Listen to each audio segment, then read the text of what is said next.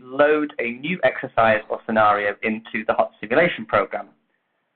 I'm logged into my test site here, and this will look exactly the same as your site. This is within the HOTS system. I'm logged in here as the instructor. This exercise is part of the way through. As you look at the top here, this exercise currently is in March, but this could be at absolutely any point. This could be a brand new site. It could be at the end of an exercise. It could be absolutely anywhere. First thing to do, and this is always a good step to do before you load a new exercise, is to do a manual reset and fully reset everything before we load a new exercise. So if I look on the left-hand side here, underneath the logo, underneath file management, if you scroll down to the bottom, you'll see initialize simulation. If I click on that, you may have various options here underneath. What we want to do here is we want to initialize to the default position. Click OK. That will then go into a processing phase that will essentially reset everything within the site back to factory settings and wipe that slate clean and fully take you back to the start.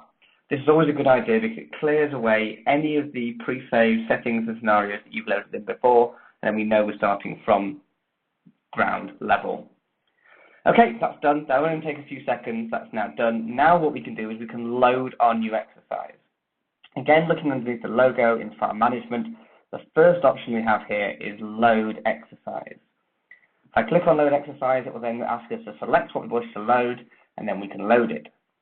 So we need to browse and find the file. Now, you will already have been provided with the file for the specific scenario which you're going to be delivering. If you haven't, please do talk to our support team, and then we'll be more than happy to help with the scenario file that you need.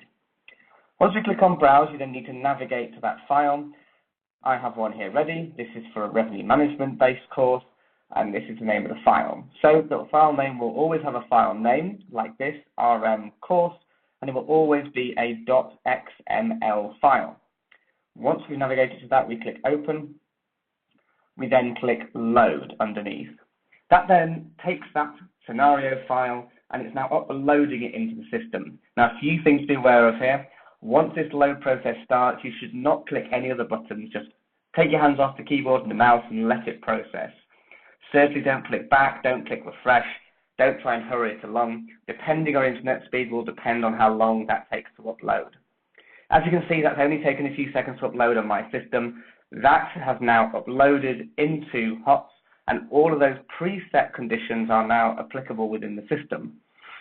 All you need to do now to prepare and be ready to teach or deliver the training using your course is go to simulation definition.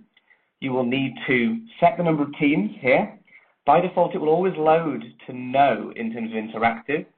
Provided that you're doing an exercise with 8 or less teams, you should always click yes and say yes, we want the simulation to be interactive. You should then choose the number of teams.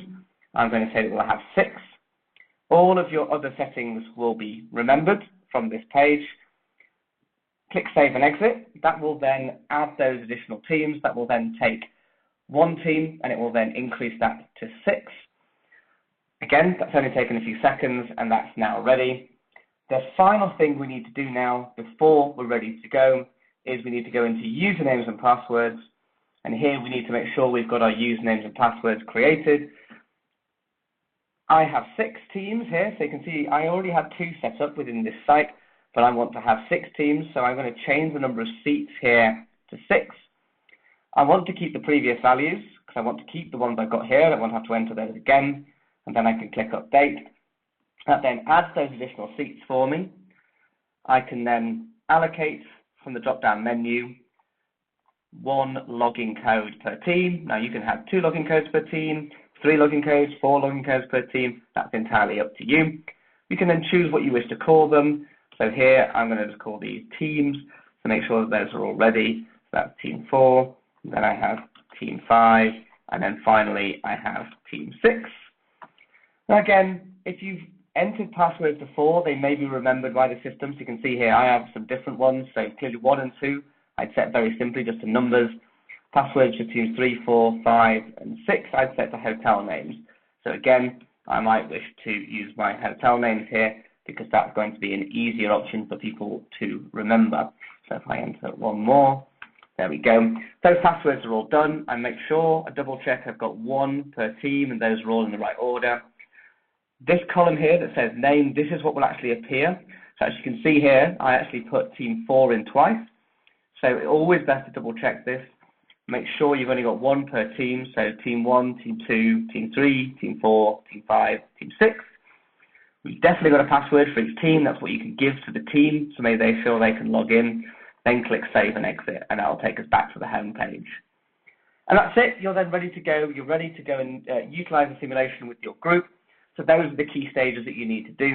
So to recap, initialize and do your reset, load in the file, then go and set the number of teams in simulation definition, and then go and set the usernames and passwords.